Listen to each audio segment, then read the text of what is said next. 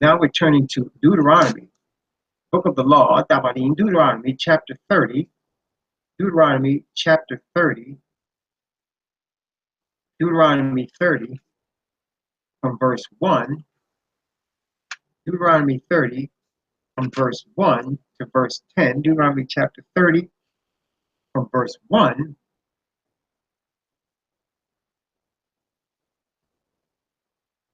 And it shall come to pass, when all these things are come upon thee, the blessing and the curse which I have set before thee, and thou shalt call them to mind among all the nations whither Yahweh thy Elohim have driven thee, and shalt return unto Yahweh thy Elohim his voice, according to all that I command thee this day, thou and thy children, with all thy heart and with all thy soul, that then Yahweh thy Elohim will turn thy captivity and have compassion upon thee, and will return and gather thee from all the nations where the Yahweh thy Elohim hath scattered thee.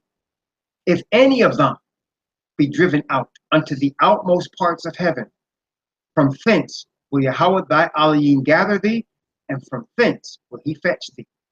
And Yahweh thy Elohim will bring thee into the land which thy fathers possessed, and thou shalt possess it, and he will do thee good and multiply thee above thy fathers. Elohim will circumcise thine heart and the heart of thy seed, to love Yahweh thy Elohim with all thine heart, all thy soul, that thou mayest live. And Yahweh thy Elohim will put all these curses upon thine enemies, and on them that hate thee, which persecuted thee.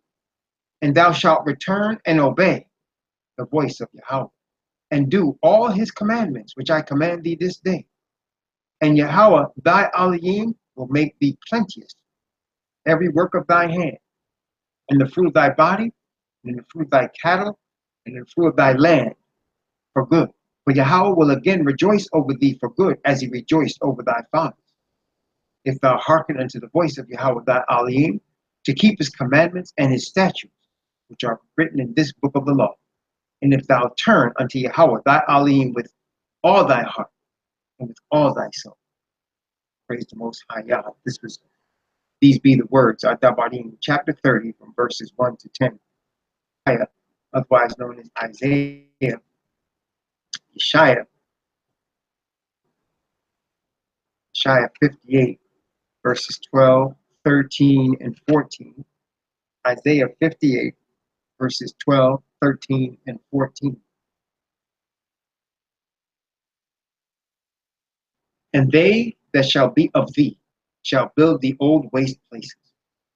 Thou shalt raise up the foundations of many generations, and thou shalt be called the repairer of the breach, the restorer of paths to dwell in. If thou turn away thy foot from the Shabbat, from doing thy pleasure on my holy day, and call the Shabbat a delight, the holy of Yahweh honorable, and shalt honor him, not doing thine own ways, nor finding thine own pleasure, nor speaking thine own words. Then shalt thou delight thyself in Yahweh, and I will cause thee to ride upon the high places of the earth, and feed thee with the heritage of Yaakov thy father, for the mouth spoken. That was Isaiah 12, 13, and 14. Now we turn to the renewed covenant, the new covenant, New Testament, and the epistle called Acts of the Apostles, chapter 13, from verses 38 to 44. Acts of the Apostles, chapter 13, from verses 38 to 44.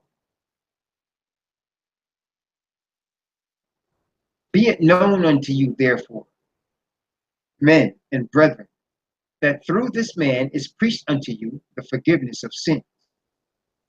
And by him all that believe are justified from all things, for which ye could not be justified by the law of Moses. Beware, therefore, lest that come upon you which is spoken of in the prophets. Advisors, and wonder and perish, for I work a work in your days, a work which ye shall in no wise believe, So a man declared unto you. And when the Yahudim were gone out of the synagogue, the Gentiles besought that these words might be preached to them the next Shabbat. Now, when the congregation was broken up, many of the Yahudim and religious proselytes followed Paul and Barnabas, who, speaking to them, persuaded them to continue in the grace of Yahweh. And the next Shabbat day came almost the whole city together to hear the word of Yahweh. That was Acts chapter 13, verses 38 to 44. Testament.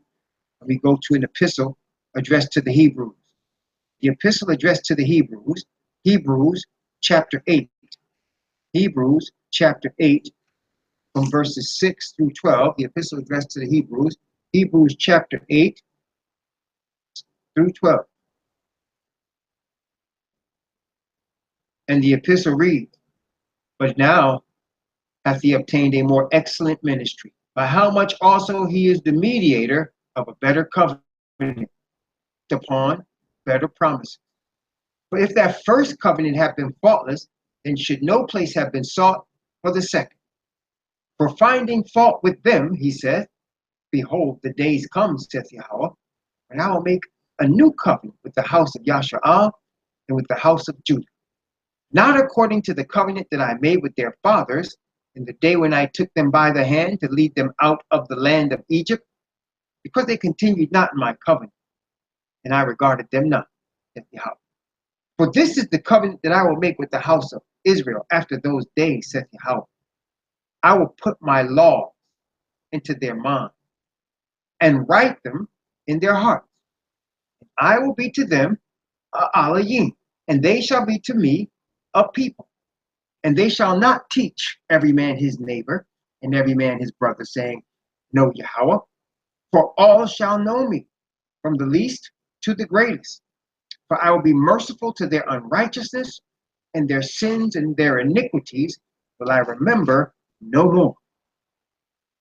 Praise the Most High Yah. That was Hebrews chapter 8, verses 6 through 12. Now we turn to the revelation of the Anointed One, the revelation of the Mashiach, Yahushua. Revelation chapter 14, 7 and 12. Revelation chapter 14, verses 6, 7, and 12. And the prophecy reads, And I saw another angel fly in the midst of heaven, having the everlasting gospel to preach unto them that dwell on the earth, and to every nation and kindred and tongue and people, saying with a loud voice, Fear Yahweh, and give glory to him, for the hour of his judgment is come, and worship him that made heaven and earth, and the sea, and the fountains of water. Verse 12. Here is the patience of the saints. Here are they that keep the commandments of Yahweh and the faith of Yahushua. That is Revelation chapter 14, verses 6, 7, and 12. Revelation, and we're looking at the seventh trumpet. Revelation chapter 11. Revelation chapter 11 from verses 15 to 19. The seventh trumpet, Revelation chapter 11, 15 to 19.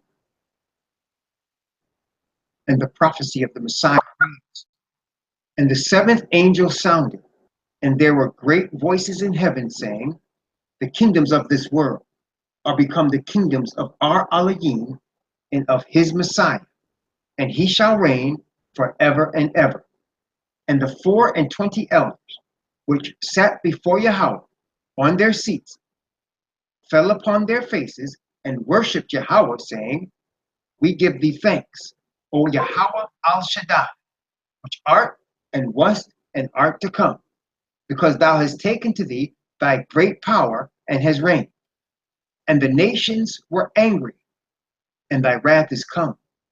And the time of the dead, that they should be judged, and that thou shouldest give reward unto thy servants the prophets, and to the saints, and them that fear thy name, small and great, and shouldest destroy them which destroy the earth. And the temple of Yahweh was opened in heaven, and there was seen in his temple the ark of his testament. And there were lightnings and voices and thunderings, and an earthquake and great hail. Praise the Most High Yah. One more scripture. For last but not least, we turn back to Yeshaya, and we go to Isaiah chapter 66. Isaiah chapter 66, and we look at the last three verses, verse 22, 23, and 24 of Isaiah or Yeshaya chapter 66. And the prophecy of Yeshaya reads, "For as the new heavens and the new earth, which I will make, shall remain before me, saith Yahweh, so shall your seed and your name remain. And it shall come to pass that from one new moon to another, and from one Sabbath to another, shall all flesh come to worship before me, saith Yahweh. And they shall go forth and look upon the carcasses of the men that have transgressed against me. For their worm shall not die, neither shall their fire be quenched, and they shall be an abhorring unto all flesh." Thus ends the morning's reading of the scriptures. Thank you, Sister Josie, for posting the scriptures. We are studying the book of the law, Adabarim, Deuteronomy. Today we're in chapter 19 of the book of Deuteronomy. But before we go into chapter 19, I'd like to do a little backdrop, as I do from time to time, that's going to prepare us for the beginning part of Deuteronomy, of chapter 19. Today in chapter 19, the focus is on innocent blood. Innocent blood. And let's start, I'm just going to read verse 1 just to start us off of Deuteronomy 19, and then we'll go into some backdrop. So we look at Deuteronomy 19, but we're just going to look at verse 1 for now. Let's start at verse 1.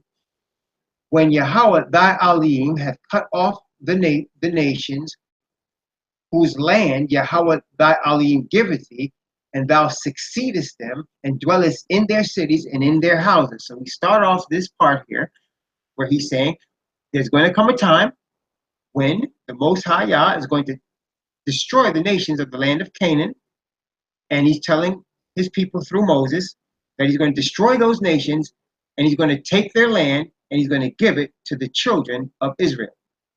And they're going to have cities that they're going to take from them, and houses that are already built. Their cities, he's taking from their houses, he's taking from their land, and he's destroying those nations from off the land. And we saw also, we know why, just as by way of review, let me ask you, going to destroy, why is he telling the children of Israel, I'm going to destroy the Canaanites off this land, I'm going to give you their land? Why is he doing that? Why is he doing that? Does anyone know? Why is he destroying them? And he's saying, and we should know by now, but I'm just going to review here, I'm just reviewing here. Why does he say, I'm going to destroy them, and I'm going to take their land, and I'm going to give it to you? Why does he do that? 18 is one. That's exactly right. Leviticus 18, because of the sins that they committed on that land, the sins of sodomy, the sins of homosexuality, the sins of pedophilia, the sins of different sexual perversions, of killing innocent blood and sacrificing children they had done on the land. And he told Abraham, remember what he told Abraham, I'm going to give you that land, but the iniquity of the Amorites is not yet full. So in the 400 years, for 400 years, your people are going to be strangers in the lands that's not theirs. And after 400 years, I'm going to deliver them, and I'm going to give you the land of Canaan. But the iniquity of the Amorites is not yet full. Also recall that Noah cursed Canaan. Do you remember that?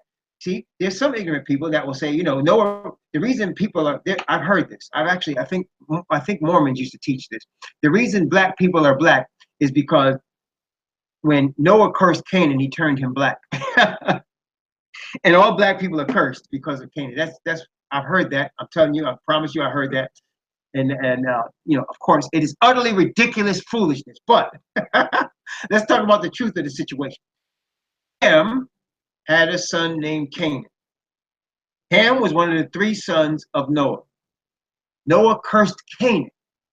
And so Canaan's land is the land of Canaan that we're going to have. It's called the land of Canaan. Many people sing about Canaan land and going to Canaan land. Well, it's Canaan that was the son of Ham that Noah cursed. Now, we're not exactly sure what Canaan did.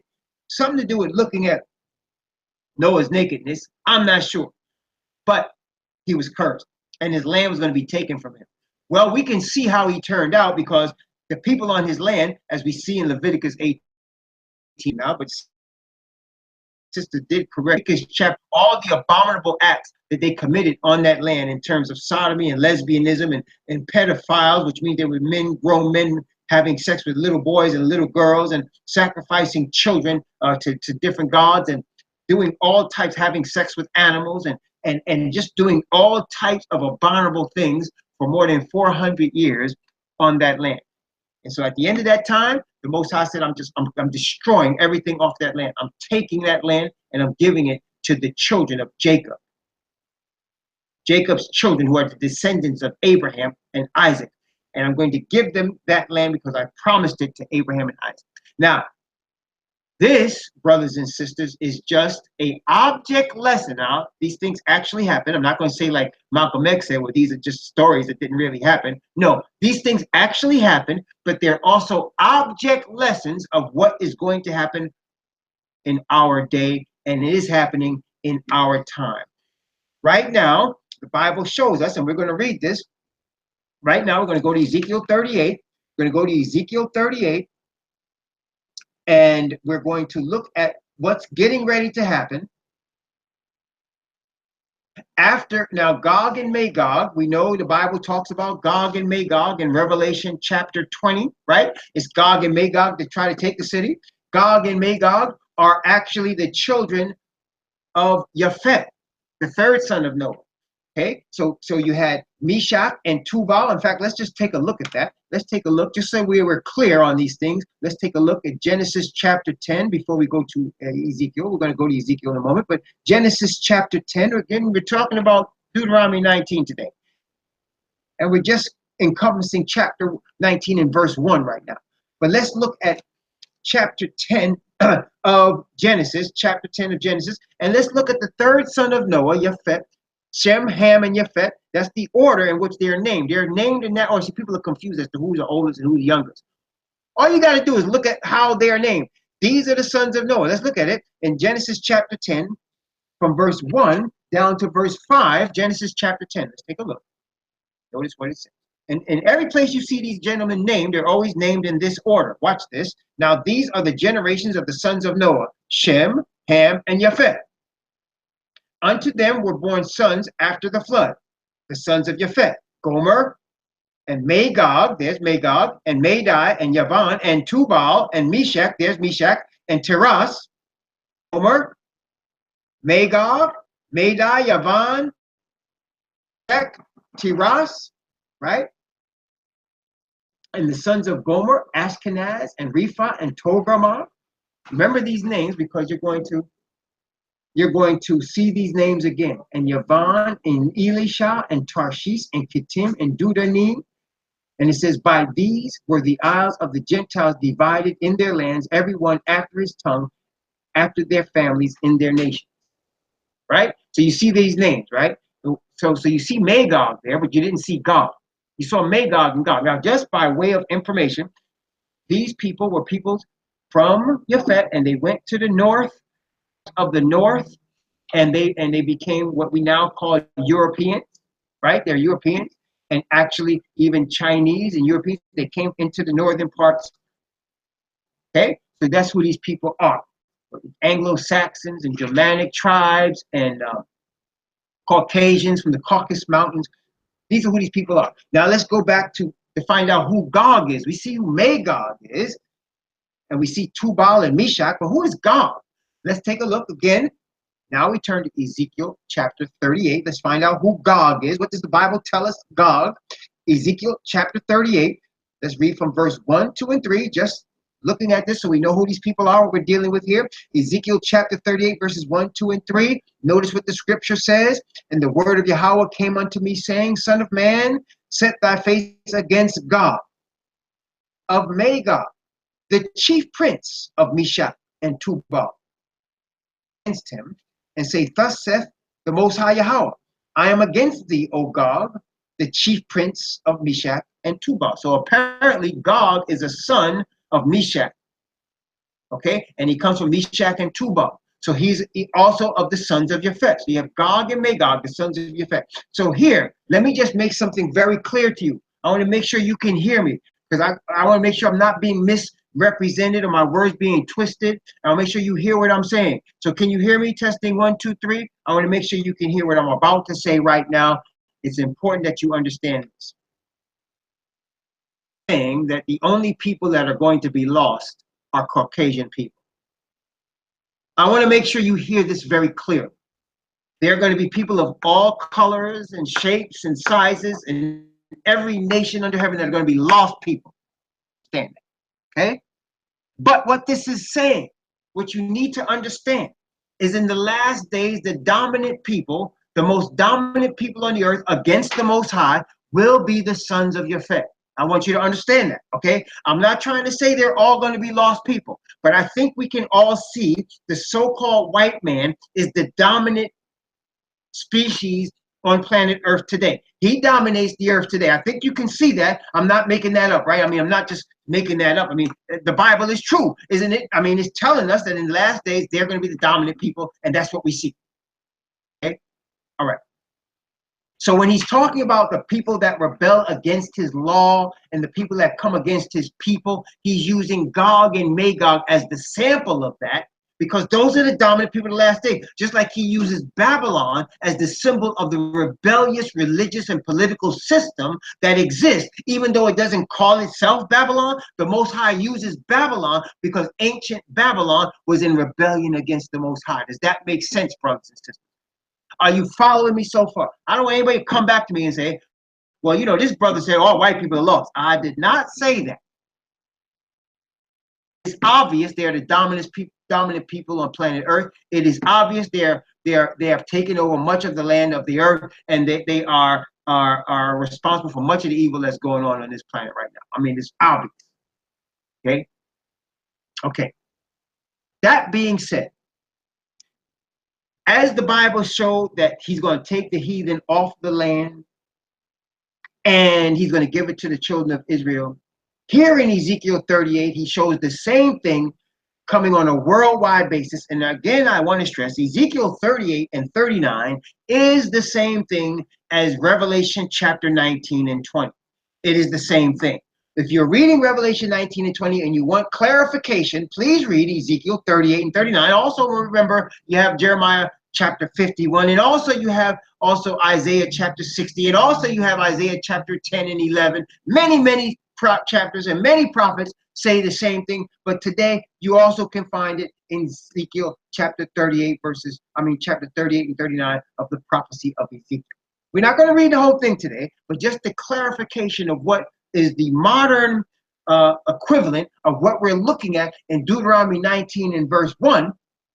We're going to look at some Ezekiel 38 and 39. Okay? Let's look at that. Ezekiel 38 and 39. I'm going to start at 38, and we're going to skip around a little bit because we don't have time to read the whole thing. And this is not a study on this. I just want to make sure we're understanding what Deuteronomy 19 verse 1 is pointing to. Okay? So, Ezekiel chapter 38.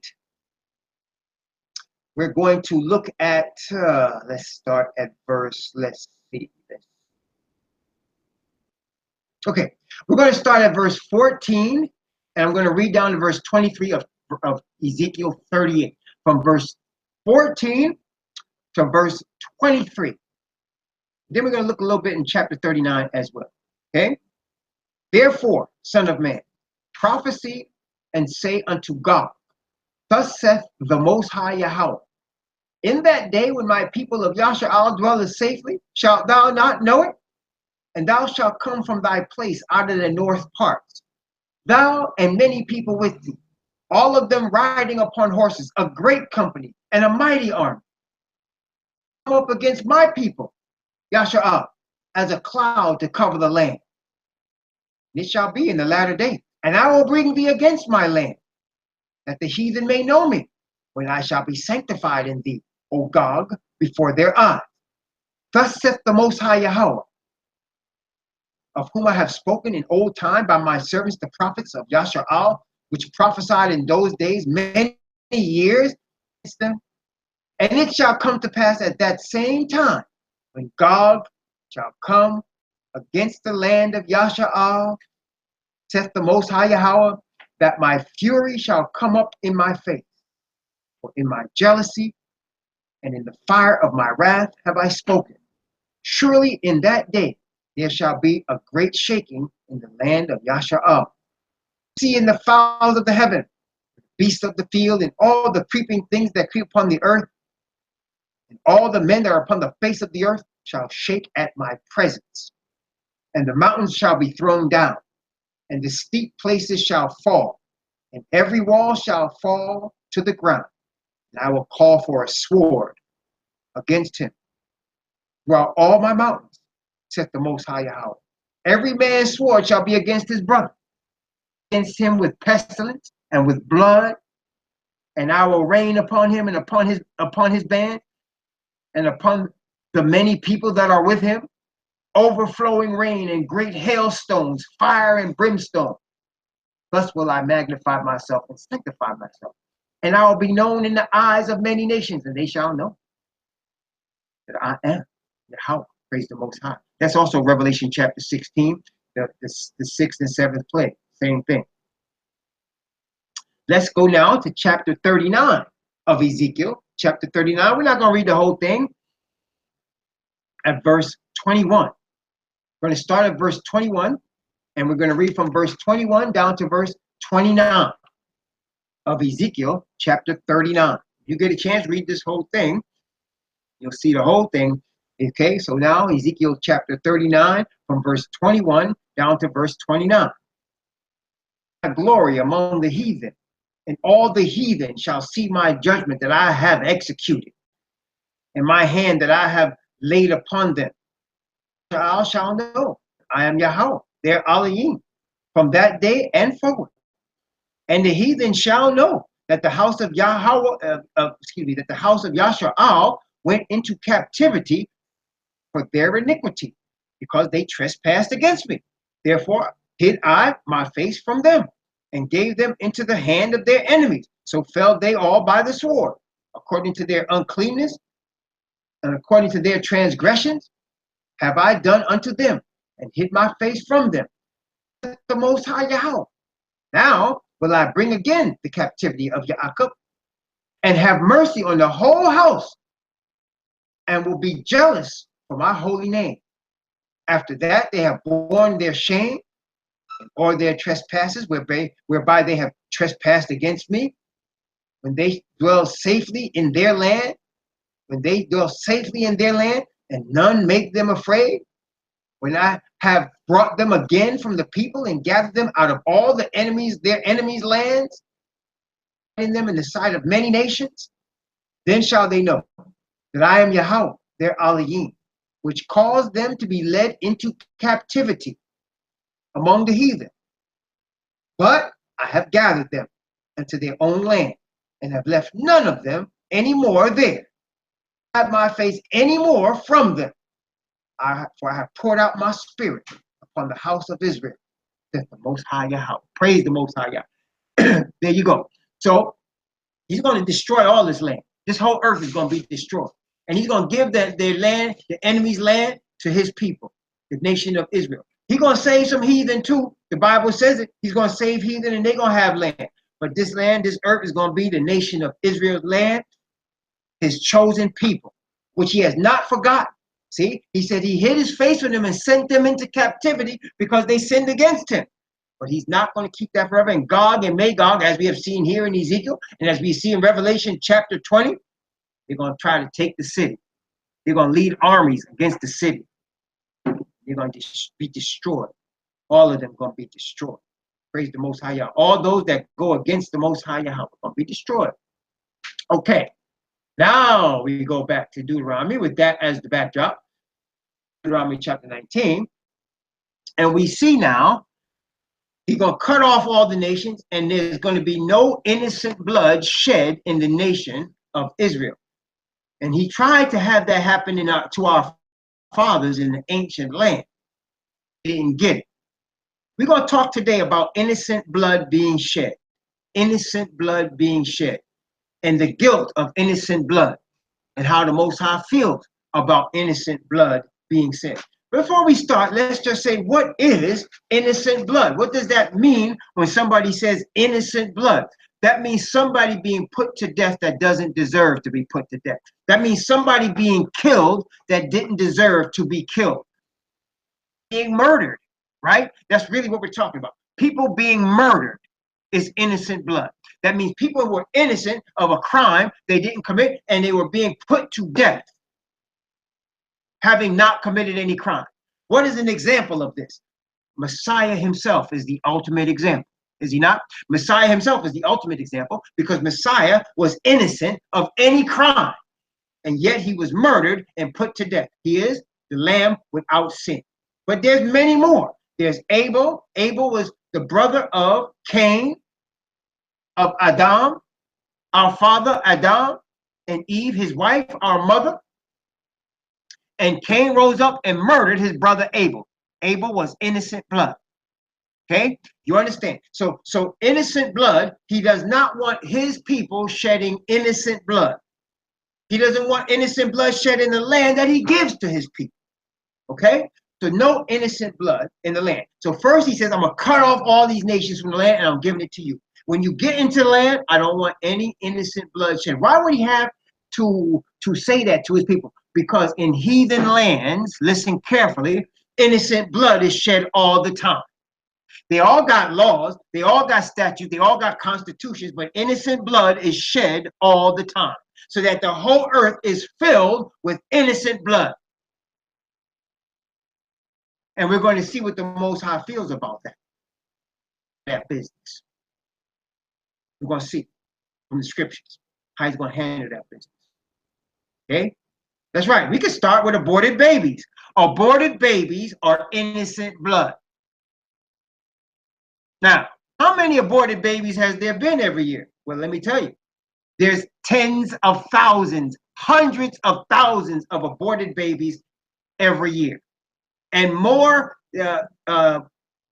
so-called African American babies are aborted than any other people.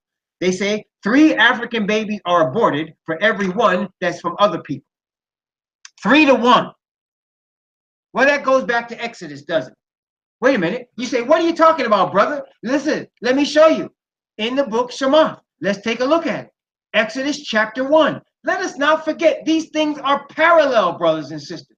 There's a parallel between ancient Egypt and the deliverance of the Hebrews and modern Egypt and the deliverance of the Hebrews. There's a parallel between the destruction of ancient Babylon and the destruction of modern Babylon. There is a parallel. Let us not forget it. Let us not overlook it, because it is telling us exactly what happened and what will happen. Let's take a look at this. Exodus chapter 1. Exodus chapter 1. Okay, we're going to start at verse 8. We're going to start at verse 8. And we're going to go down to verse 22. Watch carefully what happens to the Hebrew baby in Exodus chapter 1. Because you're seeing it right now in our day. You're seeing it. Notice what happened. Now there arose up a new king over Egypt, which knew not Joseph. And he said unto his people, behold, the people of the children of Israel are more and mightier than we. Come on, let us deal wisely with them, lest they multiply, and it come to pass that when there falleth out any war, they join also and fight against us, and so get them up out of the land.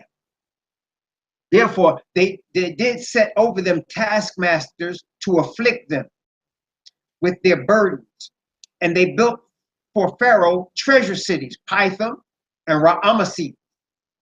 And the more they afflicted them, the more they multiplied and grew. And they were grieved because of the children of Israel. And the Egyptians made the children of Israel to serve with rigor, lives bitter with hard bondage, in mortar and in brick, in all manner of service in the field. All their service wherein they made them to serve was with rigor. And the king of Egypt spake unto the Hebrew midwives The name of one was Shiphrah, and the name of the other Puah, and said of a midwife to the Hebrew women, and see them upon the stools, then ye shall kill him. But if it be a daughter, then she shall live. But the midwives feared Yahweh, and did not as the king of Egypt commanded them, but saved the men children alive. And the king of Egypt called for the midwives and said unto them, why have ye done this thing, and saved the men children alive? And the midwives said unto Pharaoh, because the Hebrew women are not as the Egyptian women, for they are lively, and are delivered ere the midwives come in unto them. Therefore, well with the midwives. And the people multiplied and waxed very mighty. And it came to pass, because the midwives feared Elohim, that he made them houses. And Pharaoh charged all his people, saying, every son that is born, ye shall cast into the river. Ye shall save alive. Why do you think they wanted to kill all the males? Why did he focus on killing the male? Why do you think he focused on killing the male? Well, first off, he tells you in the beginning. We don't even have to guess. He said,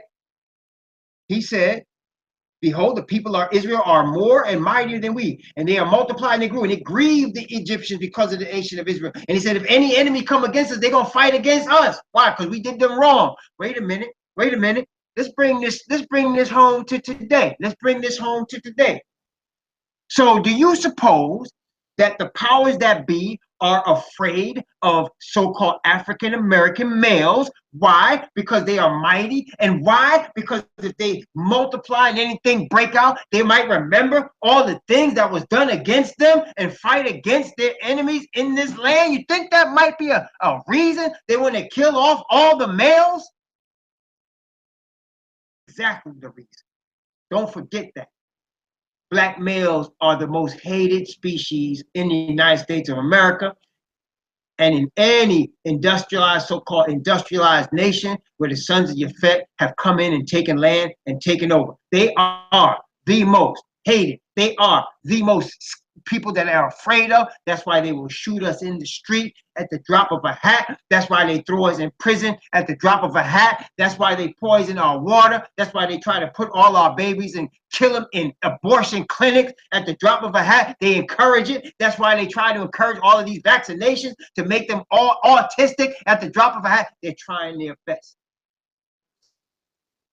Okay? Trying their best to kill up all the males. But it's not going to work. Just like it did not work with the nation of Israel. It did not work. Now, let me give you some tangible proof.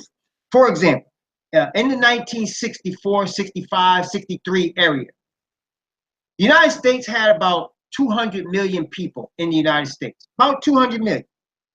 And 10% of those people were Hebrew people of the Hebrew origin. Okay, maybe not, they didn't know who they were, but so-called African American. 20 million. Okay.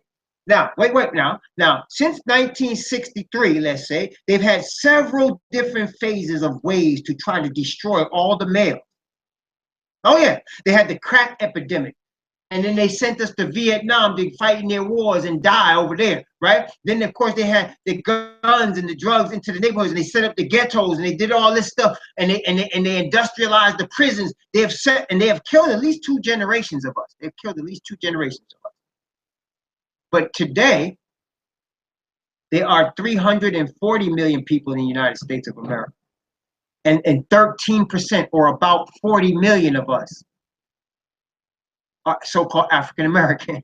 So we almost doubled in size in the last 50 years. We've almost doubled in size in spite of the fact that they tried their best to destroy us. Are you hearing what I'm saying? So, and you know what? And if they are really trying to destroy us and they see us multiplying anyway, just like Pharaoh, they get scared. There's going to be more war, and they're going to encourage the people that are poor with all of these so-called military benefits for you to go fight in their wars. It's a trap. They want to kill you. They want to destroy you. And they want to profit off you while they're doing it. That's how dirty and insidious it is. Okay? But what is our response? Should we get guns and ammunition and fight against them? Should we get swords? What should we do? As Malcolm X said, should we get our own land in the midst of this land and create our own nation? Is that going to solve the problem? What is the Hebrew response to this situation? This is the response. The Bible is telling us continually, keep the commandments of Yah. Return from your evil ways and the ways of your fathers and my fathers. Repent of your sins and the sins of your fathers and my fathers. Turn to his commandments, statutes, and judgments. Don't turn to these Christian churches. That is not where you come from. That is not where you, that's not your people. That's not how you were taught by the Most High Yah. That's not the God of your fathers. The Christian God of the white Jesus, the baby Jesus they're getting ready to celebrate on Christmas. That's not the God of your fathers. Okay? That's not him. The so-called black church. They've been used to brainwash us. Turn to the Most High Yah himself. Keep his commandments yourself. Never mind what everybody else is doing. Turn to the Most High Yah himself. Keep his commandments yourself. Wear his righteousness for you. You hear what I'm saying? The other stuff will take care of itself. You don't need to worry about that. In Egypt, in the land of Egypt, did Yah tell the children of Israel to take up swords against the Egyptians? Against the Egyptians when they were in the land of Egypt? Did they do that? Was that the answer to how they got freedom? Did they get freedom by doing that? They say, look, I want you to let's take the land of Goshen and make it a separate nation within Egypt. And let us just continue to dwell in the land of Goshen, but we'll be our own nation in Egypt. Did they do that? Is that how they gained their freedom from the Egyptians? They said, let's just take a separate land in Egypt, land of Goshen, and we'll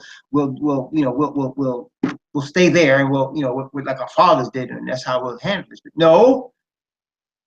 Turn to Yah. They started keeping the Shabbat again. They stopped keeping the Sabbath. They started, and Moses was sent to them to turn them back to the fathers, the God of Abraham, Isaac, and Jacob. And he was teaching them back in the promises and in the word that was given to Abraham.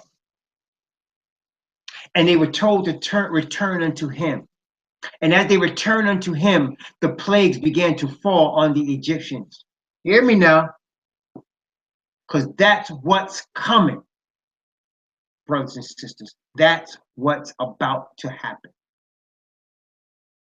So it's not a function of us marching on Washington as Martin Luther King did. It's not a function of us creating our own land in this land of our enemies, as Elijah Muhammad and Malcolm X later said we should do. Malcolm X thought we should do this through nationalism. And don't get me wrong, I respect Malcolm X. Those who knew me know that Malcolm X is one of my boys. Like, I love Malcolm X. But I understand Malcolm X's knowledge was short. Now. He knew a lot then. He was ahead of his time, but he doesn't know what we know now. He was thinking through nationalism and politics, we can get our freedom. No! We're not going to get freedom in politics and nationalism. That's for the sons of Yafet. That's for the government of this world. We serve Yah's government, not man's government. We're only in man's government in so much that is in line with the Yah's government. But we know from prophecy is going to be a diversion where Yah's government and man's government are going to be at odds, and we're going to have to make a choice. And the majority of the earth are going to choose to serve man because they're already doing it. The nation of Israel is an object lesson for us, a litmus test to show us what's coming and how we're supposed to handle this business. And so now, back to Deuteronomy chapter 19. Now they're in the land. He's giving them, you're going to be in the land. We're going to take over Canaan's land, and this is what's going to happen. Let's look at chapter 19. We're going to start at verse 2. And we're going to go from verse 2 down to verse 10. Okay, from verse 2 down to verse 10. Thou shalt separate 3 cities for thee in the midst of thy land. Thy Elohim giveth thee to possess it. Thou shalt prepare thee a way and divide the coast of thy land, which Yahweh thy Elohim giveth thee to inherit, that every slayer may flee thither. This is the case of the slayer. which shall flee thither, that he may live. Whoso killeth his neighbor ignorantly, whom he hated not in time past, as when a man goeth into the wood with his neighbor to hew wood, and his hand fetches a stroke with the axe to cut down the tree from the helve, and lighteth upon his neighbor that he die, and he shall flee unto one of those cities and live, lest the avenger of the blood pursue the slayer, while his heart is hot, and overtake him, because the way is long, and slay him. Whereas he was not worthy of death, inasmuch as he hated him not in time past. Command thee, saying, Thou shalt separate 3 cities for thee. And if Yahweh thy Elohim enlarge thy coast, as he has sworn unto thy fathers, and give thee all the land which he had promised to give unto thy fathers, all these commandments to do them, which I command thee this day, Elohim, and to walk ever in his ways, then shalt thou add 3 cities more for thee, beside these 3. And that innocent blood be not shed in thy land, which Yahweh thy Elohim giveth thee for an inheritance, and show blood be upon thee. Let's stop right here. So he said they're going to divide all the land of the nation of the 12 tribes into, they're going to divide 3 parts, and in each part there's going to be a special city. That if somebody kills somebody by accident. Now, what is the modern term that we use today that describes somebody killing somebody by accident? What is the modern term that we use today that describes somebody killing somebody by accident? There's a term that we use today. What is it called when somebody kills another individual by accident? They didn't mean to kill him. No, not self-defense, by accident. Self-defense means you mean to kill. It's called manslaughter. That's exactly right. It's called manslaughter. That's right. No, that's it. So when somebody, today we call it manslaughter. So when somebody kills somebody by accident, it's called manslaughter. Like you didn't premeditate to kill them. It wasn't in your mind to kill them. It was an accident. You might, and he used an example. He said 2 people out here cutting wood, and the axe slipped out of the man's hand and hit the other man and kill him. He didn't mean to kill the man with the axe. It slipped out of his hand, right? So he's using an example, and he's saying this is why you have 3 cities. But you see, this is the situation now. In the nation of Israel, everybody was in their families, right? You had the tribes. Each tribe is a family, and within the tribes, there were families. So the families were tight knit. Kill somebody in the family, get killed by the other family. You understand? So if the Hatfields and McCoys type of situation, right? So you kill the Hatfield, and the McCoys hear about you killing the Hatfield, and they like, oh, it's on now. We're gonna kill the McCoys, man. We're gonna kill them. And they'll kill one of our McCoys. Them Hatfield, they'll kill one of our McCoys. We're gonna kill them Hatfield. Whoever's responsible, they're gonna die, right? So the Bible says for them to kill a man in such a situation, they should not do it. That man is innocent because he did not mean to kill the person he killed. It was manslaughter.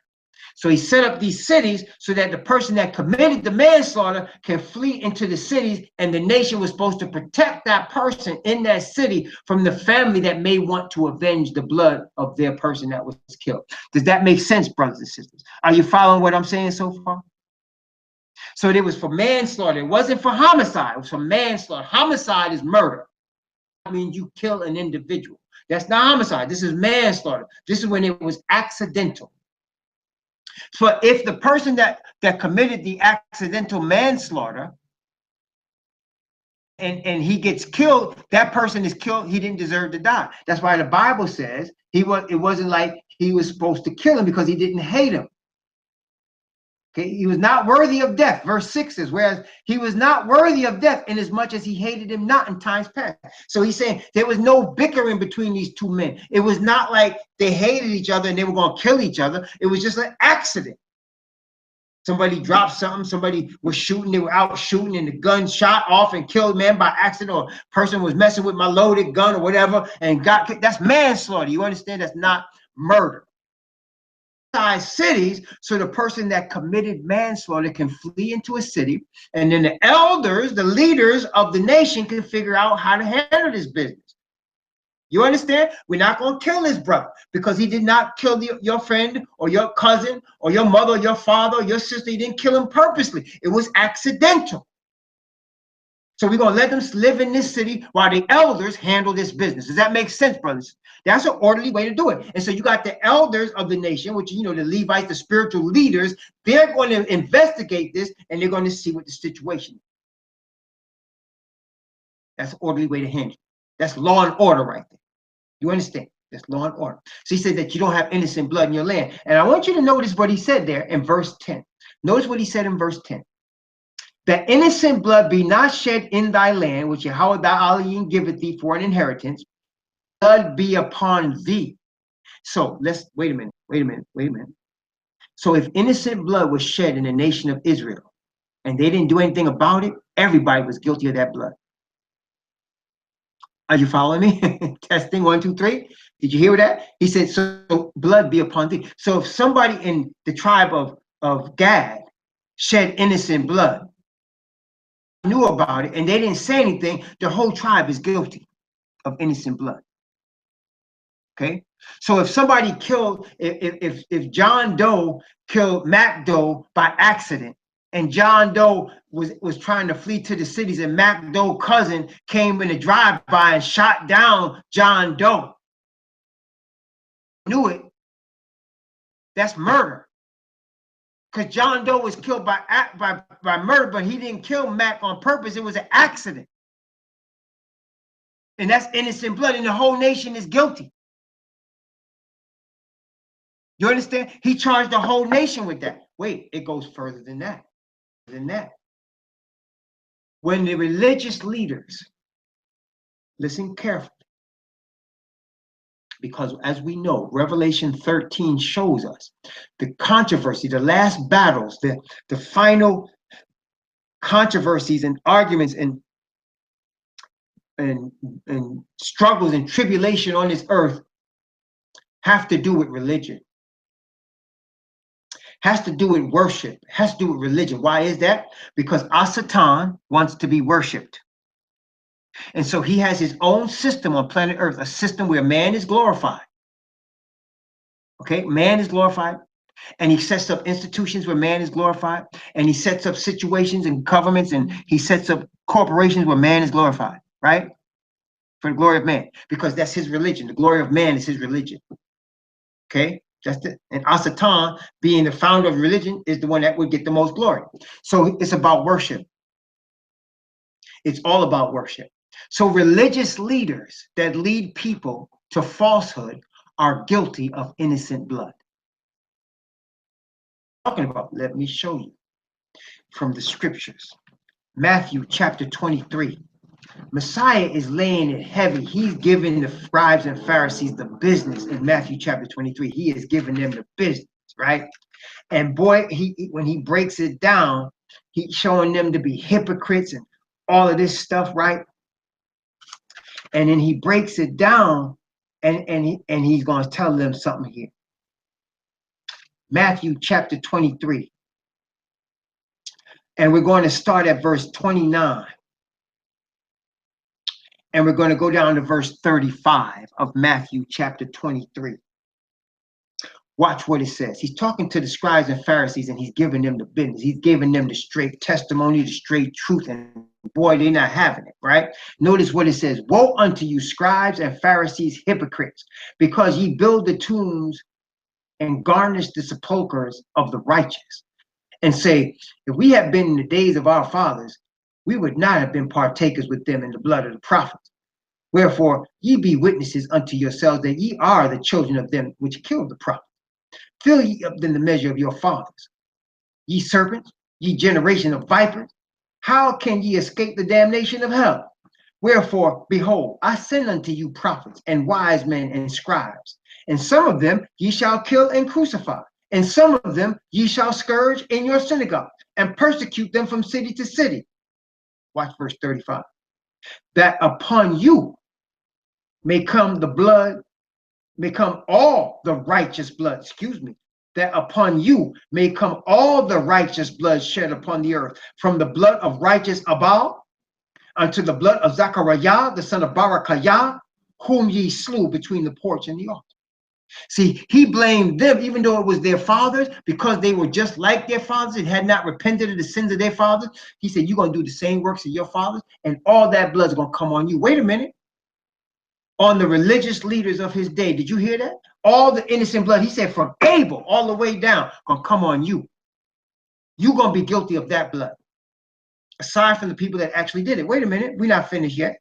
Let's go now to the 144,000's message to the earth in Revelation chapter 18. This is the 144,000's final warning to the earth in Revelation chapter 18. And we're not going to read the whole thing, but I just want to show you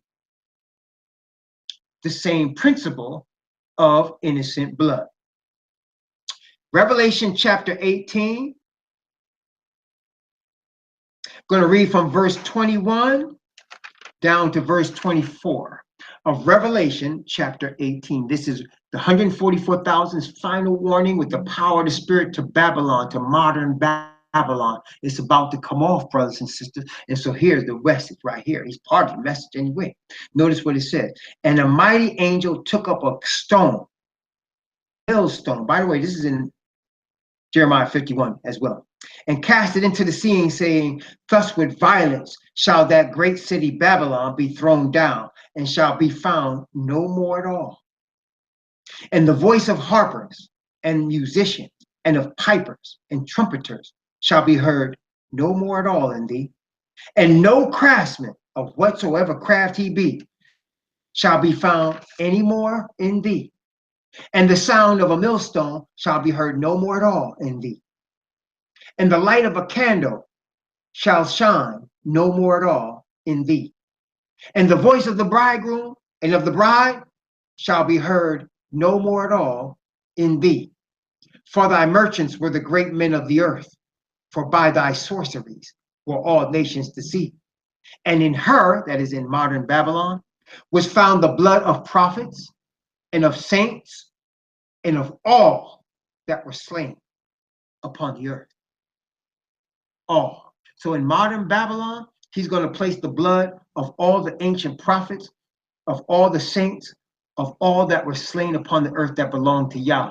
He's going to place it on the last generation. They're going to be guilty of all the blood of his people from time past.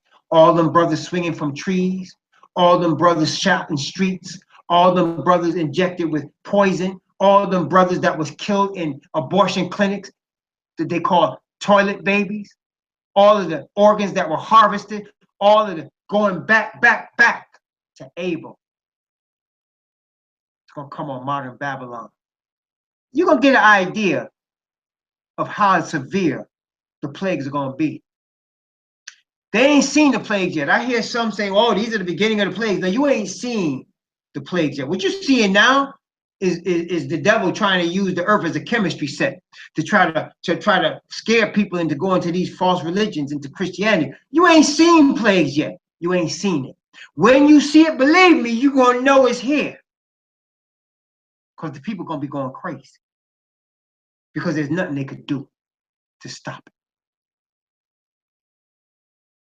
This is it's going to happen to modern Babylon for shedding innocent blood.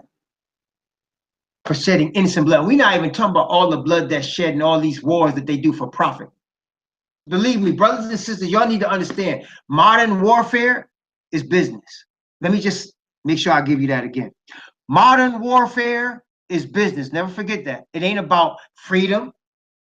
I lie to you. It ain't about nobody's freedom, brothers and sisters. It's business. Okay? It's strictly, hear what I said. Modern warfare is not about freedom. Okay? That's all this is about. It's about them dollars, about that gold, about man being God. It's business, man. That's what all it's about. And so they're gonna be more wars. We about to get into wars. It's gonna be bloody wars. They're gonna scare you. They're gonna tell you how, they're gonna come up in your land. They're gonna come up in, they're gonna be bombing you and do all this. Stay close to Yah, stay close to his word. Never mind what these newscasters put out, never mind what these tail wagging the dog people do when they create all of this conflagration. Never mind. Bible, remember what Messiah said? Don't worry, don't set your heart upon it. Just beginning of salt. Stay close to Yah and his word. Trust in him. Don't get involved with innocent blood, brothers and sisters. Don't get involved with the shedding of innocent blood in any kind of way. Okay? Because the nations are going to be guilty of innocent blood. And the only people that are going to be found innocent are those that have been justified. Justified through the blood of the anointed one, Yahushua Mashiach. That's the only one that's going to be justified or cleared of all guilt. Everybody else is going to be guilty of the blood because they're in the land where the blood is being shed. Are you hearing what I'm saying? All over the earth, brothers and sisters. Innocent blood being shed. And everybody that's not justified is going to be guilty. And they're going to get what ancient Canaan got. And worse than that. Worse than that. Deuteronomy chapter 19. So we're talking about innocent blood, right? Deuteronomy chapter 19. Deuteronomy chapter 19. Let's continue. Deuteronomy 19. We're going to start at verse 10. We're going to start at verse 10. And we're going to read down to verse 21. We're going to finish the chapter. From verse 10 to verse 21. Notice what it says. Blood be not shed in thy land, which Yahweh thy Elohim giveth thee for an inheritance, so blood be upon thee. But if any man hate his neighbor, watch carefully, but if any man hate his neighbor, wait for him and rise up against him and smite him mortally that he die, and fleeth into one of these cities, then the elders of his city shall send and fetch him thence, and deliver him into the hand of the avenger of blood, that he may die. Thine eye shall not pity him, but thou shalt put away the guilt of innocent blood from Israel, that it may go well with thee. Thou shalt not remove thy neighbor's landmark. Time have set in thine inheritance, which thou shalt inherit in the land which that Yahweh thy Elohim giveth thee to possess it. One witness shall not rise up against a man for any iniquity, or for any sin, in any sin that he sinneth. At the mouth of two witnesses, or at the mouth of three witnesses, shall the matter be established. If a false witness rise up against any man to testify against him that which is wrong, then both the men between whom the controversy is, Yahweh, before the priests and the judges, which shall be in those days. And the judges shall make diligent inquisition. And behold, if the witness and have testified falsely against his brother, then shall he do unto him as he had thought to have done unto his brother. So shalt thou put away the evil from among you. And those that remain shall hear and fear, and shall henceforth commit no more any such evil among you. Thine eye shall not pity, but life shall go for life, eye for eye, tooth for tooth, hand for hand, foot for foot. So you guys read where Messiah said, you have heard where it said old time, eye for eye, tooth for tooth, but I say unto you, just love your enemies. And well, wait a minute. Let me just explain what's going on here. This is not a Bible contradiction. I want to make sure you understand. Eye for eye and tooth for tooth is righteous. Eye for eye, tooth for tooth is righteous.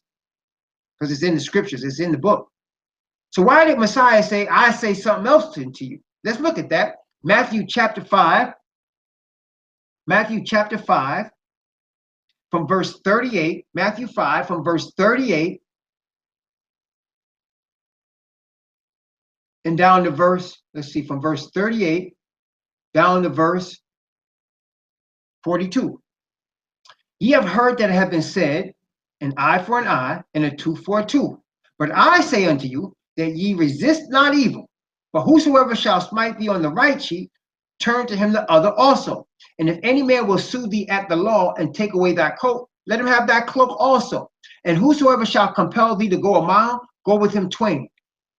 Give to him that asketh thee, and for him that would borrow, turn thou not away. Now, what's the difference here? Number one, what we read in Deuteronomy is an issue of judges and Levites and priests. Execute eye for eye and tooth for tooth. Are you listening to me? It's not about individuals executing eye for eye and tooth for tooth. Remember what we just read? He said the judges and the priests in those days, they're making the judgment. You understand? It's not individuals. You did it to me, I'm going to do it to you, eye for eye, tooth for tooth. But you see, it got perverted by the time Messiah came around and people started taking it upon themselves to carry out these executions and things. Not only that, they weren't in the land and their own freedom anymore. The Romans were running things and they were under Roman law. So you couldn't just do those things that you had done when you were in the land anyway. You understand? Because they were under Roman law when Messiah came. They weren't in the land free to do anything they wanted to do. Okay, so here in Deuteronomy, you're talking about in the land when you're serving Yah and he's gave you the land and you're a free and independent nation. In Matthew, you're not a free and independent nation. And he's talking about individuals trying to pass this judgment, make this judgment themselves. Because he's saying, you can see when you read it as individual. And then he said, even if somebody sues you in the law, let them have what they want. Don't fight with them, let them have it. Let them have it, because he can bless you anyway. You understand? People have sued you, so let them have it. Because he can bless you, take care of you. Don't worry about that. You understand? So it's a different scene. It's a different scenario. Eye for eye, tooth for tooth is righteous, but it's in the context of the nation of Israel. It's in the context of what we read with regard to people bearing false witness, people doing evil, and then the judges and the priests making a determination. It's not individuals making their own determination. Everybody following that? Testing 1, 2, 3. These are two different things here. Because people tend to take scripture and bend it and twist it. They did it in his day. They do it in our day. They do it all the way to the end of time. They do it, right? They tend to take scripture and bend and twist it so that it satisfies their desire and not what the truth is. Okay? We're not supposed to be fighting each other. That's what he's telling them. Because remember, in Matthew, he's not talking to Gentiles. Who are he talking to? He's talking to Israelites. He's telling Israelites about how to deal with each other. You're our brothers. Don't argue and fight with each other. Right? Don't avenge each other. You're brothers. That's what he's telling. Right? Here he's telling Deuteronomy, same thing. Your brothers, go to the law, go to the priests and the judges. They will handle this business, and he says, look, they will do diligent inquisition. They're gonna get to the bottom of it. Okay, that's for them to do, not for us individually. Okay, everybody following that? Testing 1, 2, 3, because people don't understand. Messiah was not doing away with what he gave Moses in Deuteronomy. He's not doing away with that, nor is he changing it. All right, but the situation was different. It was a different situation. They were under Roman law, just as the situation is with us right now. We're in Babylon. We're in Babylon. We're in modern Babylon. You can't just do what you want to do in modern Babylon. You have to obey the laws of the land in modern Babylon until they cross with the laws of Yah. Right? So if somebody do you wrong in modern Babylon, you go to court. You don't, walk up to their house and light up their house with, MK-47 or whatever. You know what I'm saying? You don't do that. You go to court. Okay? Everybody following me? Testing 1, 2, 3. Everybody got that? I'll make sure of that. So, and I want you to notice that the false witnesses are going to receive the punishment that they thought to create with their false witness. That is somebody that tells a lie on somebody else. False witness. Brothers and sisters, let me tell you something. In courts of law today, there are many false witnesses. And as we get closer to when they're going to be arresting us for our stands according to the word, there are going to be many false witnesses brought against us. Don't be surprised at that. Don't be surprised when people lie about you. Don't be surprised when they put out false things about you. It's going to happen, brothers and sisters. I'm telling you right now, it's going to happen. Don't be surprised now. I'm telling you from now. Trust the Most High Yah. You know the truth, right? You know what you believe in the word, stick with it. Because as you saw in the scriptures, they brought false witnesses against the Messiah. Did they not? They brought false witnesses against his servant Stephen.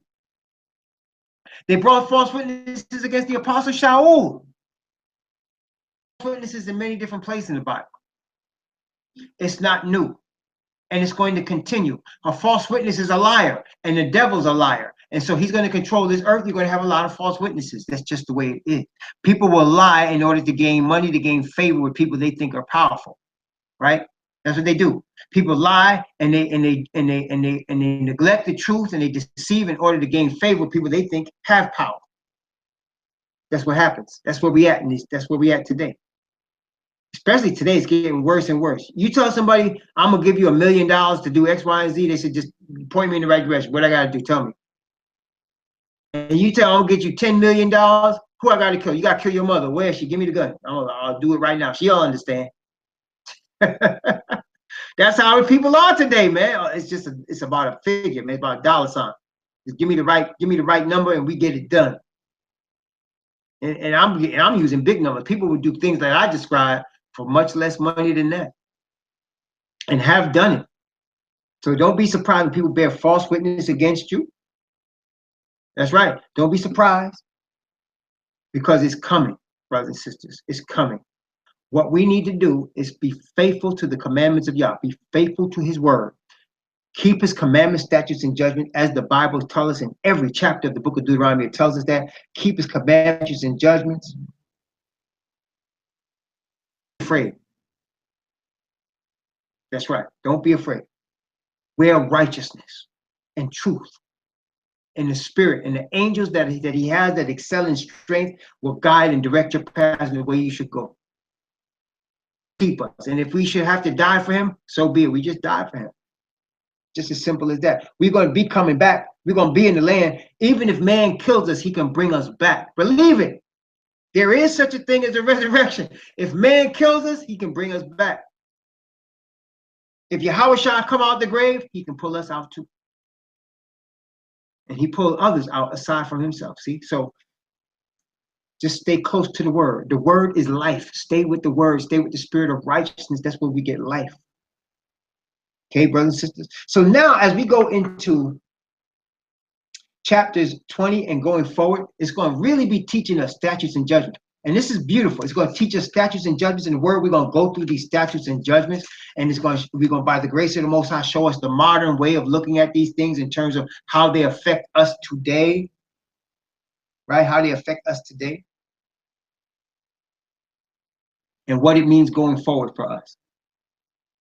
Okay, praise the Most High Yah. So by the grace of the Most High, we'll come back next week and we'll be looking at Deuteronomy chapter 20. Praise the Most High Yah. And until then, let's have a word of prayer first. Let's have a word of prayer.